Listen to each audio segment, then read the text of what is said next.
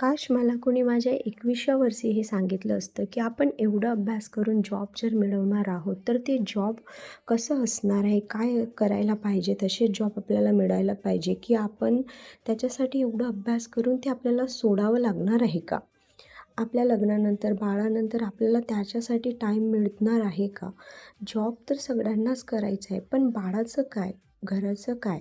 आपण घरकाम करून, बाळाला सोडून, हे सगळ्या गोष्टी सोडून जर जॉबच्या मागे पडतो, तर ते लाईफस्टाईल कुठे राहून जातं. पण मला हे कुणी तेव्हा सांगितलं नाही. पण जेव्हा बाळ आलं, सगळ्या गोष्टी झाल्या, तेव्हा मला कळायला लागलं की प्रायोरिटी आपले बाळ असतं आणि त्या बाळासाठी जर आपण त्याला सोडून दुसरीकडे जात आहोत, ते अजिबात हे नाही आहे. तर मी अशा घरातून स्किल शिकायला सुरुवात केल्या आणि रिझल्ट्स मिळायला लागले.